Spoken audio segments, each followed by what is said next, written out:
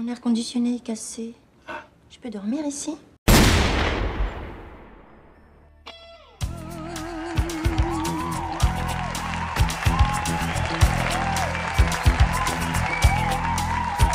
I've been waiting for someone, now I finally found someone to stand by me. Saw the writing on the wall as we felt this magical fantasy. Now with passion in our eyes, there's no way we could disguise it secretly.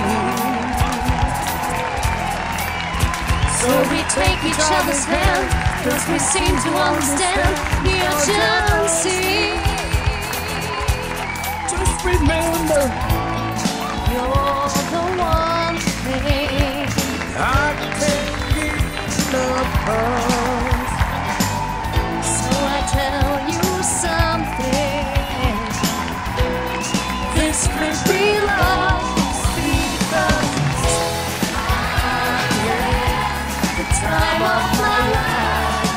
You've never felt this way before. 'Cause I swear it's the truth, and I owe it to you.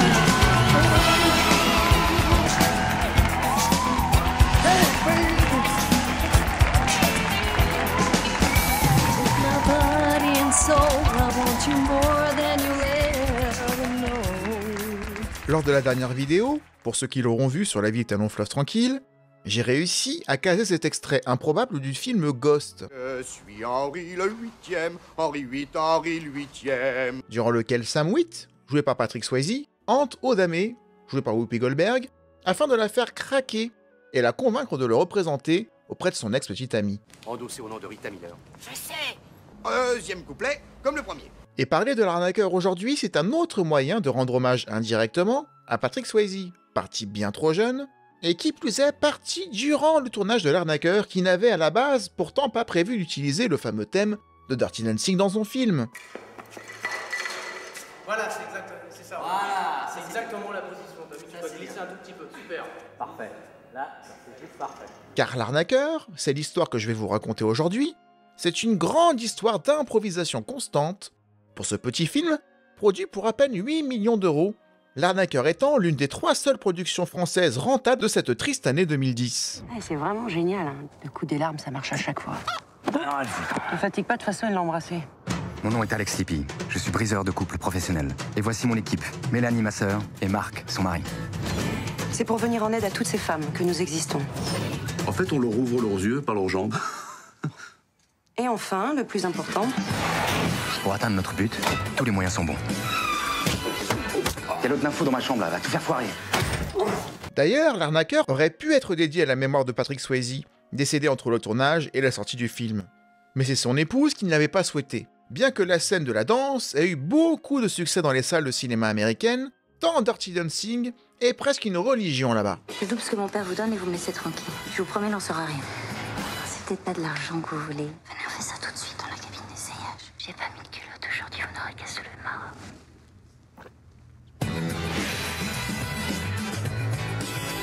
Elle ment, elle a une culotte. L'arnaqueur est un petit miracle à la française, réalisé par Pascal Chaumeil, lui aussi parti bien trop jeune, et qui signait là son premier long métrage, son plus grand succès parmi ces 4 films, mais on verra peut-être pourquoi durant cette vidéo, pourquoi le premier a été le meilleur. Coupé. Bravo.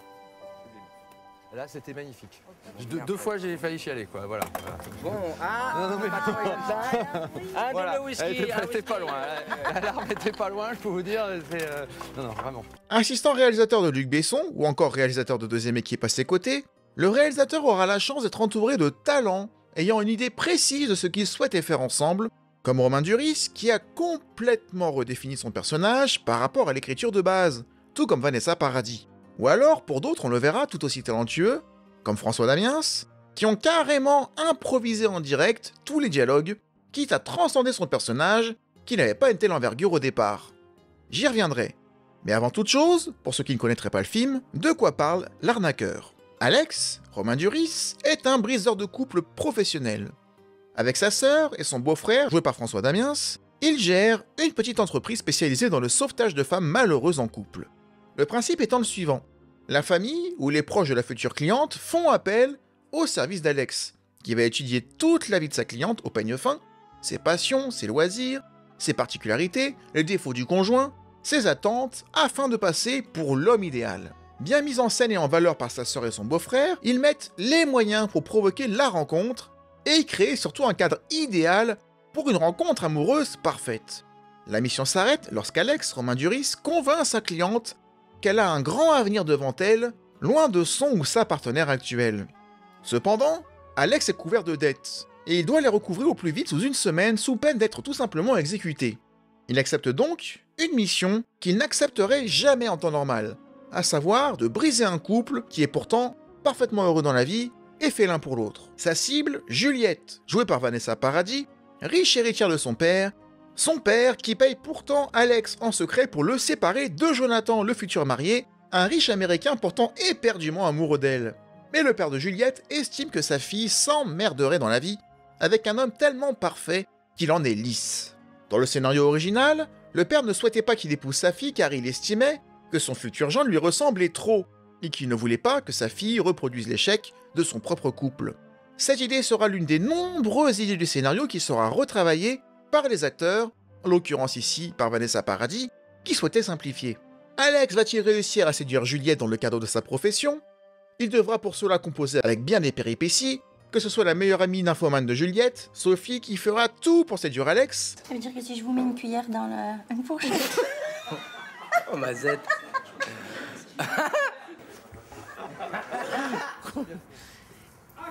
Non, tout va bien, j'ai rien senti. Non. Non. Ah, la connasse! Elle s'est trompée de cuisse. Coupé. Et avant de vous donner mon avis sur l'arnaqueur, je vais vous présenter les anecdotes de tournage, et en particulier, tout ce qui a été réadapté et réinterprété par son casting, en accord avec le réalisateur bien sûr, qui avait une vision assez différente pour l'arnaqueur, bien qu'il ne l'ait pas écrit directement.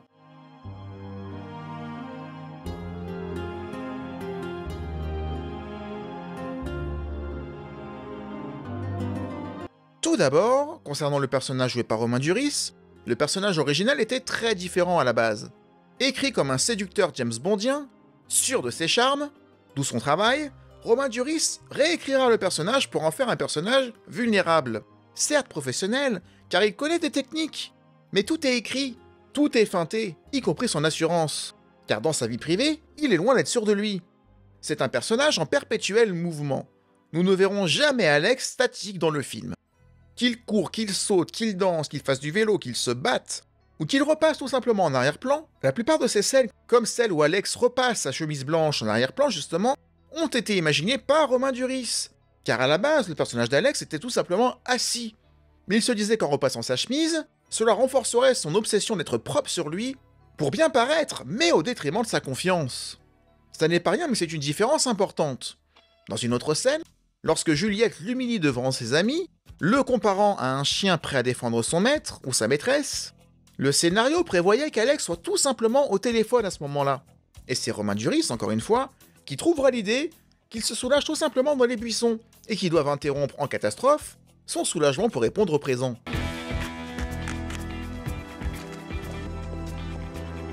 Vous voyez, je crie sac à main et des boules. Dans le scénario original, qui se voulait être bien plus riche en gags, ou disons en tentative de gags, Romain Duris devait espionner Juliette dans le magasin de robes de mariage qu'elle essayait avec son ami, Alex étant habillé en vieille femme tout de rose vêtue, l'air incognito. Une scène que Romain Duris, le jour même, ne sentait pas. Et c'est lui, encore une fois, qui va tout simplement s'infiltrer dans le magasin avec ses vêtements traditionnels, avec son costume. Certes, il se fera gauler, mais il prétextera à la patronne un contrôle qualité de l'entreprise. Vous êtes le responsable? Oui, Thierry Lamarre, vice-président marchandising. Vous l'avez fait la formation? mais bien sûr. Bah oui, mais alors comment vous appelez? Sandrine. Mais Sandrine, qu'est-ce que c'est n'importe quoi ici. Pour introduire son personnage dans le désert en début de film, les scènes de début de film ayant été tournées au Maroc au passage, c'est Romain Duris, encore lui, qui souhaitait se donner un look à la Indiana Jones. Les scènes au Maroc ayant été tournées en premier durant le tournage dans des conditions extrêmes, car il faisait plus de 50 degrés dans les dunes. Sachant que l'actrice qui jouait Florence, la première cliente d'Alex, qui fait office de tuto pour les spectateurs, avait attrapé la tourista sur le tournage et elle souffrait en plus d'insolation durant les prises. Et c'est par 40 degrés de fièvre, et devant s'allonger sur un brancard entre les prises pour se reposer, qu'elle livrera pourtant sa performance. Au passage, les enfants que l'on voit dans ce cadre naturel dans le désert sont des autochtones. Et celui qui parle à Romain Duris, lorsqu'il le prend dans ses bras, a appris son texte phonétiquement. Yanouche, la veste. On m'appelle pas Ganouche. Tais-toi.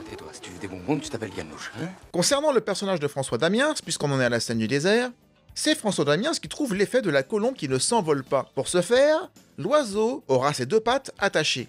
Et comme je vous l'ai dit, François Damiens a réécrit et les gestes et les dialogues sur place pour quasiment chaque scène du film. Par exemple, lorsqu'il utilise son taser pour neutraliser l'homme de main gorille, son texte à la base devait être tout simplement « ça marche bien ce truc ».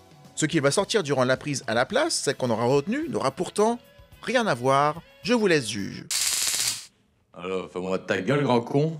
Un peu plus loin dans cette scène, alors que Romain Duris lui demande si le gorille, neutralisé par le taser, est bien mort, à la base, le personnage joué par François Damiens devait simplement répondre « je ne crois pas ».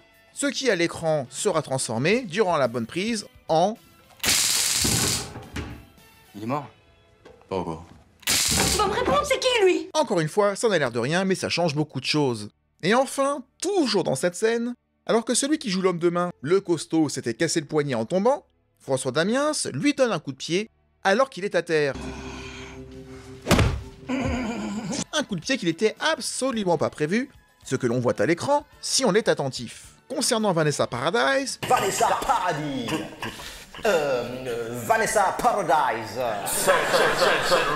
Concernant Vanessa Paradis, son personnage était écrit comme une fille à papa, sans aucune activité professionnelle à côté. Dans le film, et sur volonté de l'actrice, même si cela n'est que très peu mentionné, elle se spécialise dans l'œnologie, et gagnera bien sa vie grâce à sa profession, ce qui lui permet d'avoir un peu plus d'indépendance et plus d'assurance, ce qui était logique.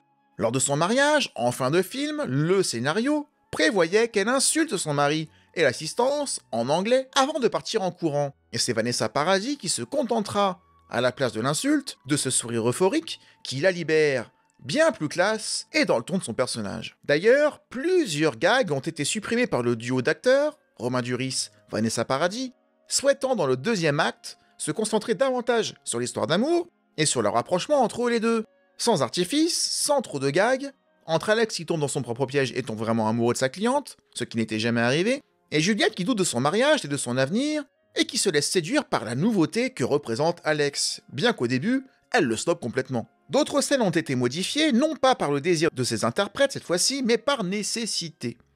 Par exemple, dans le clip durant lequel nous voyons Alex séduire plusieurs femmes via les mêmes techniques, en début de film, pour nous présenter son métier, l'une de ses clientes pratique le curling. À la base, Alex devait s'initier au water polo pour séduire la cliente. On va vous décortiquer, on est les crevettes. Ce à quoi Romain Duris s'était préparé, avec un entraînement.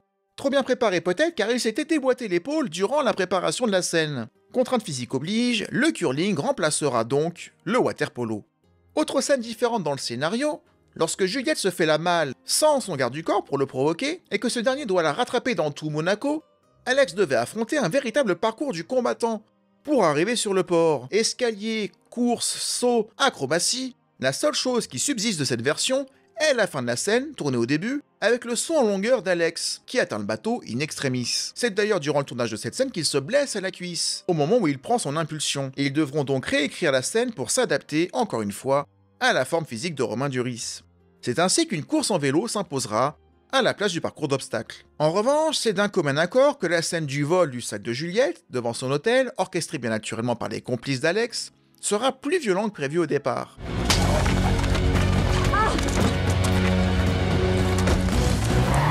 De base, il ne devait s'agir que d'un simple vol de sac en courant, et cela n'était pas jugé comme étant assez percutant. C'est alors que l'idée d'un vol de voiture avec agression sera privilégiée, plus violent et plus marquant, avec une chute d'autant plus drôle puisque c'est complètement scénarisé.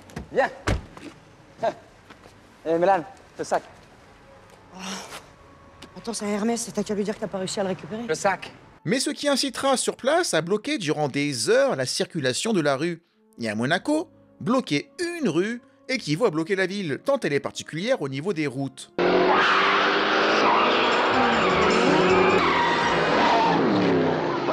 L'arnaqueur va recueillir plusieurs récompenses méritées, comme le prix spécial du public à Los Angeles, en particulier pour la scène de Dirty Dancing, qui a même fait pleurer la scénariste de Dirty Dancing, scène considérée comme une parodie par les Américains qui ont bien rigolé devant, là où dans les salles françaises on était plutôt fiers de voir un véritable hommage. 2 salles, 2 ambiances. Mais le film sera nominé au César de 2011 dans plusieurs catégories.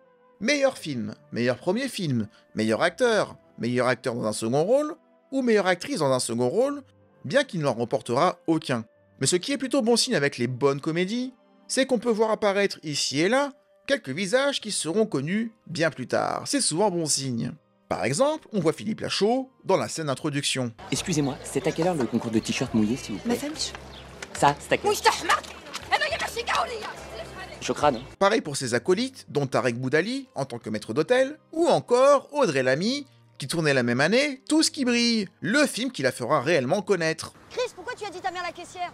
Mais elle est caissière, sa mère! Elle est caissière, ta mère? Oui! Bah alors! Maintenant que le film n'a plus le secret pour vous, passons à mon avis rapide sur l'arnaqueur. Et je vous proposerai en fin de vidéo une ultime anecdote sur le tournage, alors restez jusqu'au bout.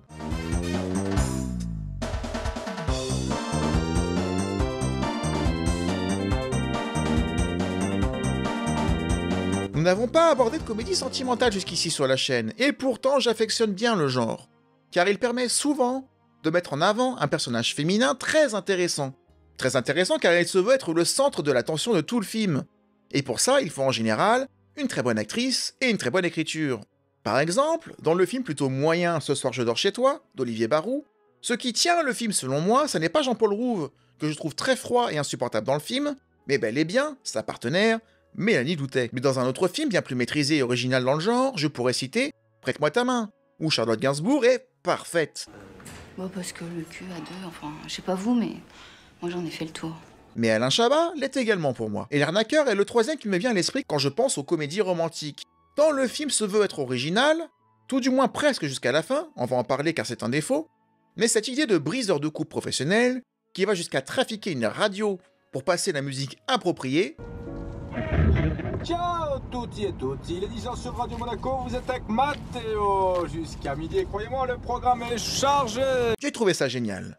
Ça rend l'amour moins niais, plus scientifique, plus calculé, en tout cas dans un premier temps, avec des leviers précis, calculés, qui amènent à rendre une personne vulnérable dans un cadre pourtant ultra factice. Cela amène un ressort comique indéniable, entièrement porté selon moi par François Damiens et Julie Ferrier.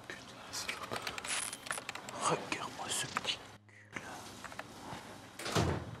Tous deux impeccables et nominés respectivement au César. Mais la réécriture du personnage principal par Romain Duris, personnage fragile mais déterminé uniquement dans un cadre professionnel, il fait un travail avant d'être un séducteur naturel, ça fait toute la différence selon moi. Ce qui ne veut pas dire qu'il n'y a pas d'idée de réalisation marquante par le réalisateur, même si pour moi la réussite de l'arnaqueur tient plus au travail d'équipe que par sa patte. J'apprécie par exemple la scène d'arrivée dans l'aéroport pour présenter le trio. Mélanie, ma sœur, et Marc, son mari. Ces femmes que nous aidons viennent de tous horizons. Elles sont vos mères, vos sœurs, vos filles. Le patron et ses deux associés, avec Romain Duris, tout de blanc vêtu, qui est devant ses deux associés.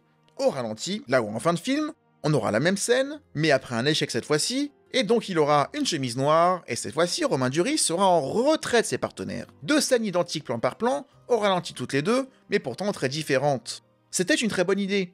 Et le film est globalement ultra fluide, grâce aussi par le personnage de Julie, déguisée un nombre incalculable de 2 fois durant le film, afin de se fondre dans le décor de la cliente, s'incruster dans son entourage, pour contrôler si tout va bien.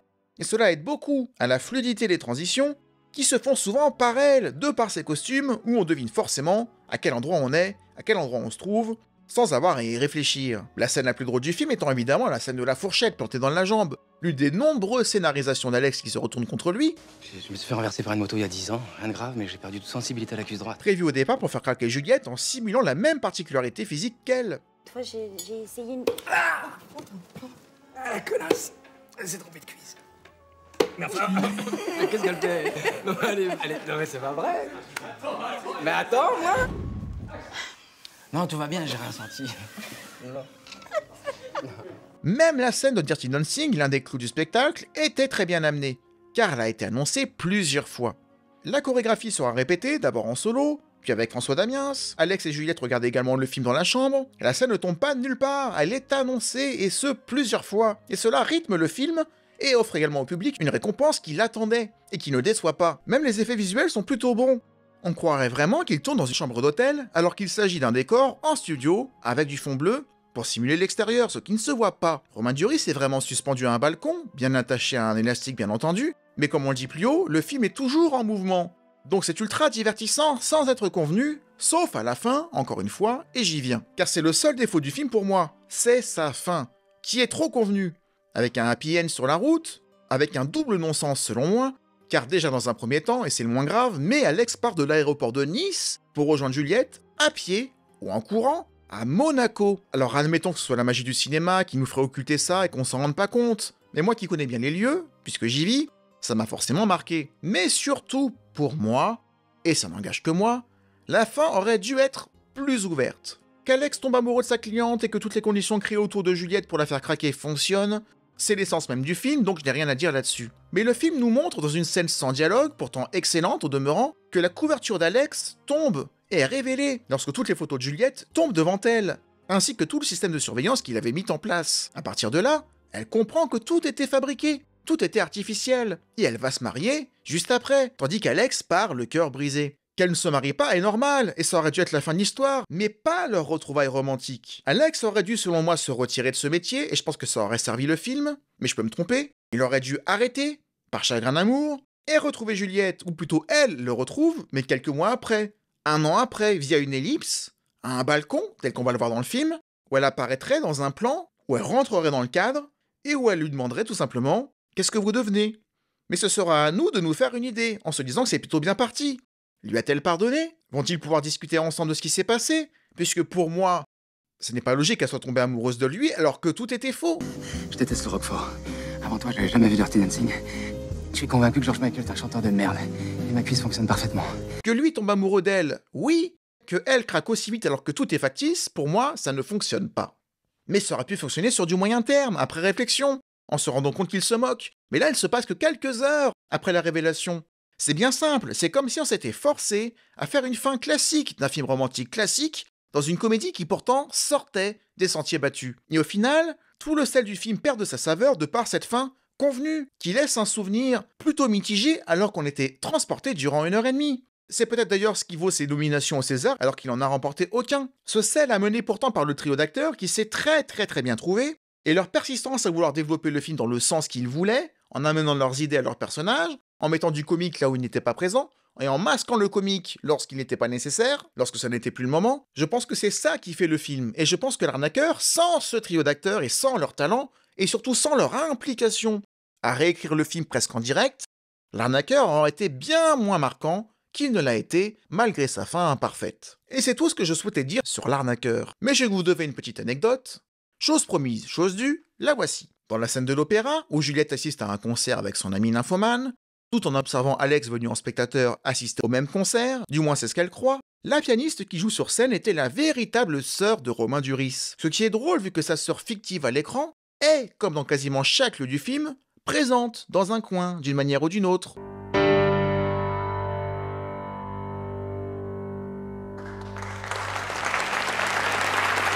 Il avait donc à l'écran sa fausse sœur et sa vraie sœur, quasiment sur le même plan. Merci à vous d'avoir regardé en entier la vidéo sur L'Arnaqueur, j'espère qu'elle vous aura plu. Si c'est le cas, n'hésitez pas à le dire à YouTube en mettant un like ou en partageant la vidéo, à mettre un commentaire pour soutenir l'algorithme et la booster. Et si vous savez pas quoi dire en commentaire, vous pouvez toujours dire ceci par exemple. C'est quoi ton petit nom? C'est Momo, hein, t'as qu'à Et ça ira très bien. On se retrouve une prochaine fois pour une autre vidéo sur un autre sujet. Et d'ici là, comme je dis à chaque fois, prenez soin de vous. Ciao. Mais t'es complètement con. Mais elle ne doit pas sortir de la chambre.